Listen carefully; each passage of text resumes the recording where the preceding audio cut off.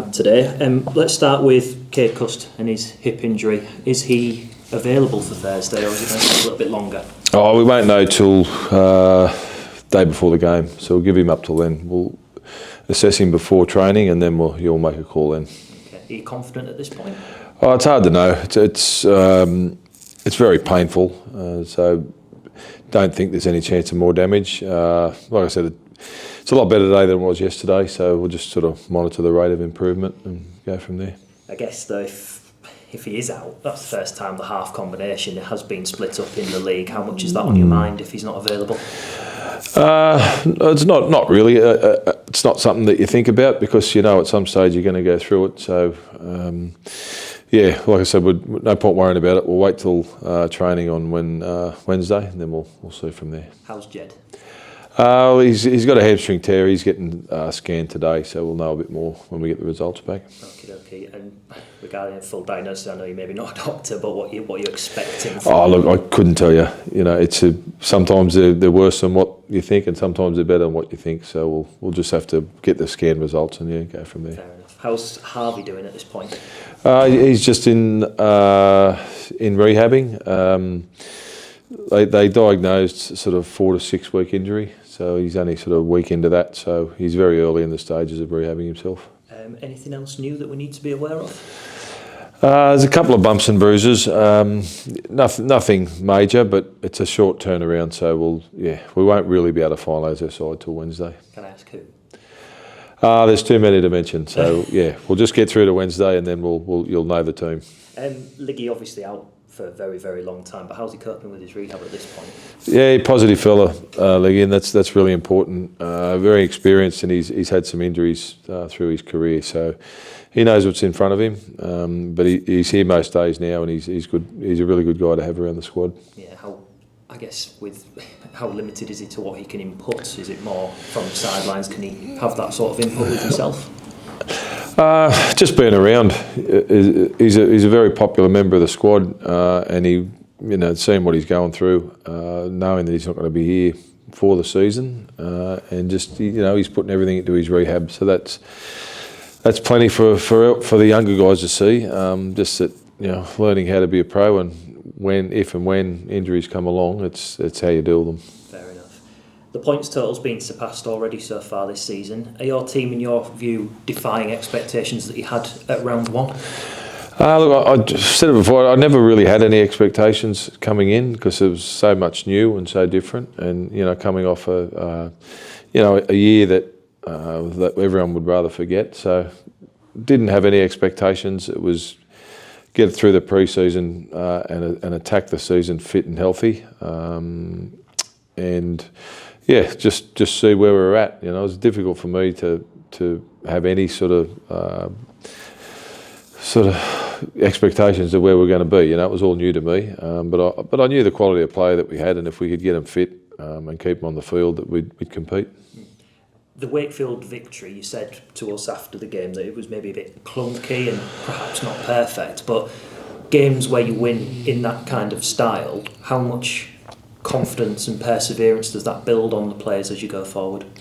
Yeah, winning it becomes a habit, and like I said, we're only very early into the season, but it was a funny week, and the game sort of started the way that we hoped it wouldn't start, where they had a lot of momentum. It's a difficult time to play in this part of the year, where it's the night games are very dewy and very slippery, very greasy, and it's hard to play good attacking footy. So a lot of the games that we play in are going to be like that, until the sort of weather comes up and we get some day games. But good to get a win. Like I said, there was a lot going against us going into the game, and I thought we managed the bad times really well. We hung when we had to, and then we scored some tries when we had to. How happy are you that this season the victories are mainly coming away from home, which is obviously more challenging, and as you said there, the conditions as well? I think things are coming together nicely on the road at this moment in time. Yeah, a lot of our games are away, have been and are over the next few weeks. So it's nice to know you're able to do it. You can go away and look. They really enjoy each other's company, and the away games don't seem to be an issue for them at the moment. How do you view the schedule at the moment, given the away day clog up, if you like? Would you prefer? I mean, obviously you would prefer maybe a smattering of home games in between, but how are you handling it? Yeah, not at the moment. You know, like I say, the more time they get to spend together, for me, they just seem to grow. It's a real challenge to play away from home, but they're handling it really well. You know, hopefully everything comes around, so we'll do the full circle, and we'll have plenty of home games to come towards the back end of the year. What's been the most pleasing part of the season so far in these early stages in the league? Because I imagine the Wigan victory would probably stand out. No, it's probably just the way that they've gelled and the way they've come together from you know, player 1 in the squad to sort of player 30 in the squad. They've become a really close, tight-knit unit, and just watching them build and grow has been really pleasing as a coach. Yeah, and from your experience, how do you compare this start to the season to others that you've had over in Australia? Oh, look, you want to win every game, but you know, we've won more than we've lost, and it's the way we've competed which has really pleased me. I don't try not to buy into too much of, you know, winning and losing. It's about competing and being in the game, and we've been able to do that, and you know, just looking for areas to improve. Like I say, we're only 4 games into the Super League, so there's a long way to go. How easy has it been to stitch those relationships and combinations together? Are you in a position now where you can just let the players get on with it and they know what they've got to do? No, you got to keep driving it. You know, it's like anything. If you don't keep working at it, it doesn't keep. You know, won't thrive. So it's you know, it's a constant work in progress. As every little, you know, piece of playing is important. Those relationships are just as important, and you know, if you just sort of sit on your laurels, that you know, things start to fall by the wayside. So it's, you know, we've got sort of standards that we like to live by, and yeah, continuing to drive those standards is a big thing for us as the season rolls on. Can anybody take any more credit from out of the squad that maybe is shining more than others, especially on the training ground, that maybe think, you know, this guy's doing a lot for this team at this moment in time? No, I couldn't pick one out for you. I think that it's just been a genuine team effort, not only players, all the staff, new owners, you know, Richie. It's been a total team effort to get to the point that where we're at. But you know, the hard work's only really just begun. The players who are more experienced, how happy are you that not only are they keeping fit, but they're having that influence on the younger players of this team? Yeah, it's probably key to everything you do. You know, if your senior players aren't performing or aren't, you know, being good team members, well then it's probably a little bit of what they went through last year, where a lot of their key players that were brought in just weren't performing the way that the club had hoped, and that's critical, that your key men leading on and off the field. And what have the younger players said to you about the experiences of last year and comparing it to this season, if anything? No, I haven't spoke about last year. Yeah, we dealt with that pretty early in the piece, and it's a new year, total new club, so there's not much point really in keep dwelling on what happened last year. It's hurt everyone that was involved, but it's all been about what we can do better. Yeah, I only ask because of, I guess, the bounce back ability of players like Logan Moy, Harv Barron, Lewis Martin, who's got 10 tries already. They've been able to cope with that adversity of last season. They really are taking this hammer and tongue into this year. Yeah, well, they've only got to look around and see the players around them, and know that it's last year's a memory. There's a totally different set of players out on the field who have been great for those young fellas right through the pre-season and into the games we've played. Lewis Martin, 10 tries. I guess at this moment in time it's fantastic that he's on 10 tries so far, but how do you is he easy to keep on the ground? Is he easy just to, let him get on with it, because he's getting the numbers against his name, and he's the one maybe taking more plaudits than others? Yeah, he's been really good, but yeah, it's as soon as every game's finished, it's get ready for the next one. So the weekend was probably the quietest game he's had for us. Maybe he missed his big mate, I'm not sure, but he was still. He's going to have to learn to cope with opposition starting to plan for him as well. So it's not going to get any easier. And he's so far he's been in really good form. We just got to keep working on him and keep looking for improvements. Tom said that Harvey and Lewis are probably, in terms of prospects, two of the best prospects in the division. Would you agree? Yeah, look, they're the dangerous word, potential and prospects, but they've certainly got plenty of that. But they're performing week in and week out, and that's something that we'll be onto them about every single week. That looking for areas where they can get better. Back to the experience, Jordan Rapana having to be shoehorned into maybe a position that he's not really used to. How do you feel he got through that against Wakefield playing 6? Yeah, it doesn't really bother him what number's on his back. Like, it's probably a bit more responsibility for him if he's in a key, in the halves or fullback. He's got a bit more responsibility of the team, but he's still. I like him to play whatever number's on his back. I like him to play that role where he just doesn't know where he's going to turn up. So the opposition don't really know where he's going to turn up. He's just very good at taking advantage of situations. So I just want him on the ball as much as he can. We'll play off the back of him. But like I say, if he's in the halves or at fullback, he's got a little bit more responsibility to the team. Castleford next. What do you take from pre-season, if anything, about that previous fixture, and then you can stencil into this? Not a lot, really. Friendlies are friendlies for a reason. They're not, they're not as intense as a. There's no 2 points on the line. There's no competition table to look at. So it's just about getting some match fitness to friendly. So we'll take nothing out of it, and I don't think they'll be worried about that result too much. It's it's another game away from home in a testing environment. So it's going to be really tough. How do you view them, given they ran the red and white half of the city so close in round 1? Yeah, I think any side on their day can beat anyone, to be honest with you. So it's more about us going there, being prepared for what they're going to throw at us, and just mentally us being on our game. Like, I thought we were a little bit off on the weekend, and we probably were against Huddersfield as well. Just little lapses in concentration during periods of the game, and just lost a bit of intensity, which sort of let the opposition back into the game. So we'd like to get a game where we can start fast and really put pressure on an opposition and hang on to it for the whole 80 minutes. So that's the aim, try and set your stall out early. Yeah, it has been every week. It can't always be like you want it. But as long as you're hanging in on the scoreboard and defensively you just keep turning up for each other, it keeps you in the game. And we've been lucky enough to be able to score some tries at the back end of the game to get us home. Do they appear more battle-hardened maybe than round 1, given the style in which they've won games this season? Yeah, it's each week it evolves. I think it's all new combinations. They still are sort of. I think we're in a good groove now in how we want to play. But there's a lot of little areas that we can just be a little bit more consistent at, it'll help us both attack and defence. Well, I know it's only one game at a time, but just how much more can you, in terms of ability, squeeze out of this Hull FC side? I think we've got a lot of improvement, to be honest with you. And it's not big areas of the game. It's just individually, I'm just keep working on the important areas, to play the ball with the ball and without the ball, support play, just all little areas where, as individuals, we can keep improving, and that's going to help the team.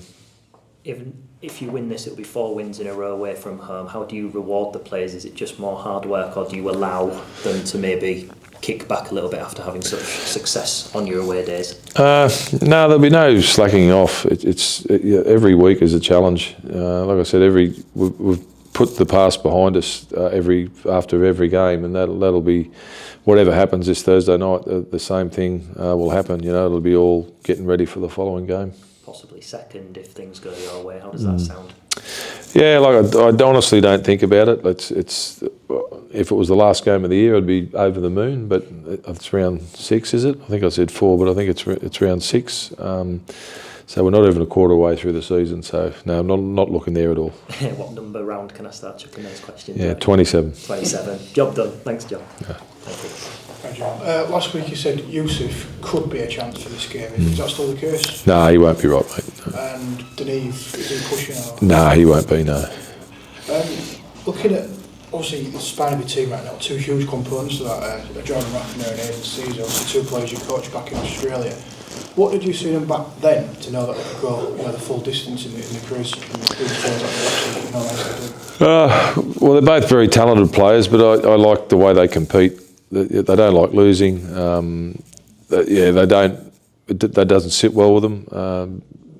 Losing games and not playing big games at the end of the year. So when that's part of your makeup, you don't lose that. That stays with you. And I was really confident that when they'd come on board, that they'd bring that competitive edge with them, and it's contagious.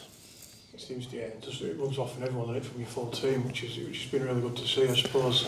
In terms of effort, in terms of desire, you've got exactly what you wanted so far. Yeah, I couldn't ask for any more in that area.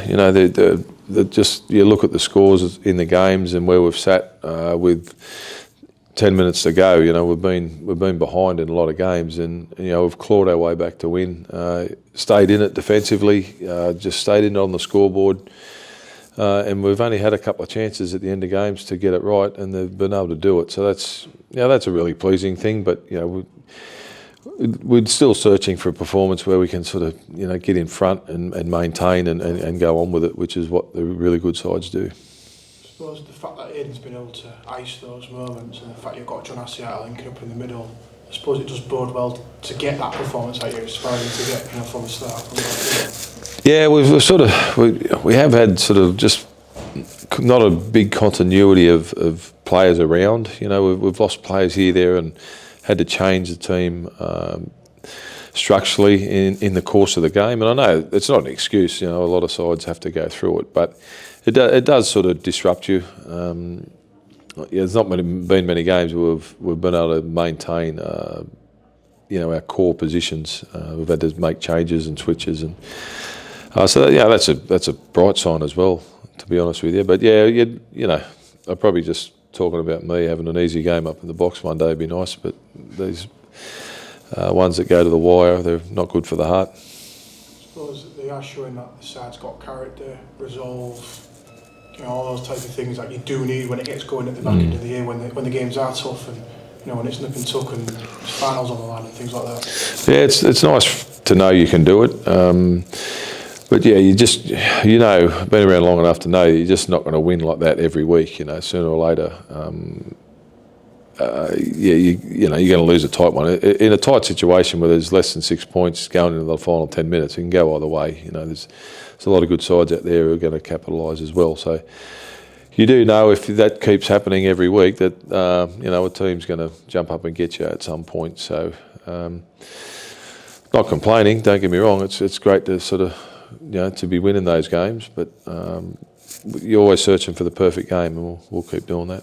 Does that keep the fire burning, that desire to want to get better? Because scratch the surface was a term you used a couple of weeks back. It's fair to say there's a lot more to come from. Yeah, I do. I think that they're aware of where they need to get better. They're always team meetings and getting ready for games, and even half time, they're always pose the question as to where we're at, and we're nearly always on the same page. So it's like I say, it's not a magic wand. It's they know the style of game that we want to play, and they're aware when we're not making it happen. So that's a good thing. We're all on the same page. Seems to be a lot of leadership, stemming from the players you mentioned there, obviously Rapin, Caesar, John Asiata, Zach Hardick. How crucial has that been to getting your messages across as a coach into the full playing group? Yeah, and they've all got their own little ways of doing things, and they've all got different personalities as well. So there's somebody there for anyone in the side. There's a welcoming ear or someone who's going to be hard on them when they have to. There's just a lot of different styles of leadership within the group too, which is really, really handy to have. And they're scattered all over the field. We've got blokes on the edges, blokes in the middle, blokes at the back at different times. So it's good to have. But everything's going good for us at the moment. We just got to keep this going as long as we can, and regardless of what happens, make sure that we front up for Monday, Tuesday training, whatever it may be, and whatever happens on the weekend, we're just ready to get into the next one. Cheers, John. Yeah. Hi, John. Tom mentioned about having a belief in the system. This is a totally tongue-in-cheek query or question. You've said about having an easy day in the box. Surely going behind in every game and fighting away back and clawing away back in part of that system, is it? No, it's not. But yeah, it's from a fan's perspective, it's fantastic, isn't it? You know, you just having exciting games and on the edge of your chair till the end of the game. Look, you do enjoy it when it's all over, but they're just fighting the whole way. And if you had a choice to win half a dozen games by a big score and then lose half a dozen close, you take what we're doing every day of the week. You know, because I just love the fight and the character that they're showing. And that's what's sort of resonating with the fans as well. It's what the feedback I get, that they love to see their team go out and fight to the 80th minute, and they've certainly been doing that. Yeah, a lot of composure from the fans' perspective. You said about the conditions aren't tantamount to good footy, or the team not playing good footy. So are you anticipating better things to come then as the weather improves? I think that's normally how it goes. Afternoon football, when the weather starts to warm up, it's a lot easier to handle the ball. It's that the dew and the it can make it a bit awkward to play fast-flowing footy. I thought the game at Wigan in the afternoon, where it was dry, the conditions suited both sides. Used the ball a lot, and we saw some great tries and some line breaks, and it was a nice open game. Whereas the night games with the dewy conditions tend to be a lot tighter. Defences stand a lot closer, and it's. You got to chance your arm to use the ball. The sides give you that opportunity because they do close up in defence, but it's a game when you're making too many errors, you just can't win.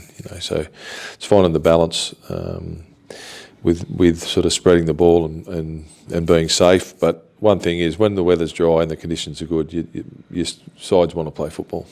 And from a fan's perspective, is that game against Wigan, especially the second half, is that the John Cartwright stance about, because we played some exciting rugby league in that afternoon? Yeah, you want to have that opportunity to do. I think the conditions gave us the opportunity to do that, and probably the state of the game or the scoreboard meant that we just couldn't tuck the ball under our arm. So it's good to be able to have that brand of football when you need to chase points, but also have the nous to know when you've got to close the game down and make it tough for the opposition. And lastly from me, there's been a lot of animosity in the press, in the rugby league world, regarding how the RFL's going at the moment. Lots of people, club owners, ex-players, and also some of the pundits saying what they think is going wrong at the rugby league. What do you see from a coach's perspective as what the rugby league needs to do to take the game forward? Look, I haven't been here on it long enough to make any sort of judgment on that. I don't know what a lot of the complaints around, and what the main thing against the game in general is. Like I say, I've only been here 5 months, so it wouldn't be fair for me to comment on what needs to get better. For me, coming in as not knowing a hell of a lot about the game, like following the results of the game, I've had no sort of issues with what's going on. I think the Salford situation is one that's probably grating on a lot of people a lot. I think it's something that needs to sort of get sorted sooner rather than later. Thanks, John. All the best on Thursday. Mate. Thank you. Obviously, you were a few minutes into what was a very charged atmosphere at Wakefield on Friday night, and you lose Cade Cust, one of your pivot players. Was it like a bit of a jigsaw to put together after that because of that situation? Well, you always plan for the worst, with your replacements and the selection of your bench. So we sort of knew exactly what we were going to do if a half went down, or if a fullback went down, or if a winger goes down. So where you come into a few problems is when you lose a couple in the same position. If Jordan went to 6, if we had lost him as well, you've got to sort of plan for that as also, but thank God that didn't happen. So in answer to your question, you're always prepared straight away if you lose, a hooker or a halfback or a 6 or a fullback. or a winger for that matter, you always have that plan ready to go. And it's, so it can happen straight away.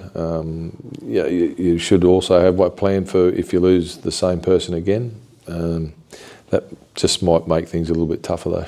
What did it say about those players on the park that, in that highly charged atmosphere, that they were able to deal with that and still come up with the performance that they did and come away with the win? Yeah, like it was probably better than we actually thought, to be honest with you.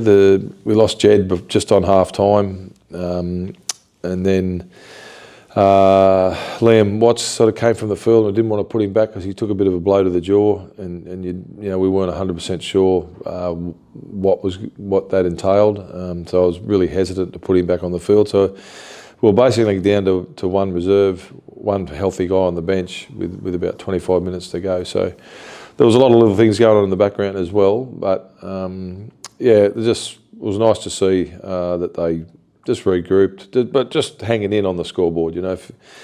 If Wakefield had got more than a try in front of us and they started to close the game down on us, it would have been even tougher to come back and get a win. But whenever you're less than 6 on the scoreboard, you always, probably these days, you can back up tries pretty quickly. So whenever you're sort of 2 tries, they're not more than 2 tries away on the scoreboard, you can get that back in the last 2 minutes if you have to. But we hung in on the scoreboard, and we come up with a couple of really well constructed tries. And to coin a phrase that I've certainly heard before, maybe others here have as well, how much of a difference does it make? You're going into a game at Castleford on a Thursday night, what does it say about a player if they can do it on a Thursday night at Castleford, considering what's coming in the near future?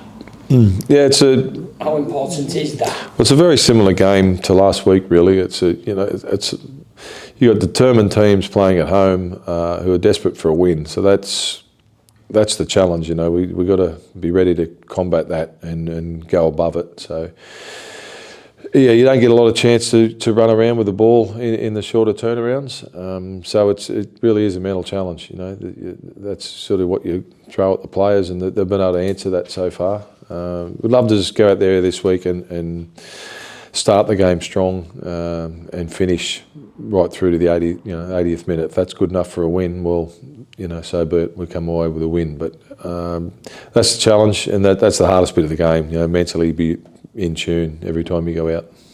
And considering the start that's been made and the fact that he's played every game so far at centre, we've had Tom Briscoe today saying he hasn't really thought about what's to come after the end of this season. Is he somebody that you could potentially sit down at some point with and look at extending? Is he producing the sort of form that you're looking for? Yeah, he is. He is. He's playing really good football, I find, and he's a really good, calm head to have in the squad. Look, we'll sit down with Tommy at some stage between now and the end of the year when he's comfortable, see what his plans are. But yeah, the way he's playing at the moment, you certainly wouldn't say no. He's not sort of part of the plans for next year. And finally, you took over 2,000 fans to Wakefield. You're likely to take something similar, as many as you can, to Castleford. How much of a difference are they going to make again on a Thursday night at Castleford? Yeah, the players often talk. I talk about this. They often talk about how important it is to have that away support. Not every club gets it. We've had a few home games there where there's only a little corner of pocket of the opposition fans there. But we took up the whole side of the field and into the back end of the field the other night. So when you need something to go your way and there's a large crowd roaring and when in those final minutes when things get tough, they do hear it and they respond to it. You can see the players lift, whether they just run a little bit harder or fight a little bit harder on the ground or work harder in defence. It's definitely that roar of the crowd that helps, and they're very well educated. They seem to know when to do it as well, when to make a lot of noise, and it helps us out. And finally, obviously the next game after this, it's a whole derby. How much have you been taught by the players that know it so far? How much have you learned about it? How much are you prepared for what's to come?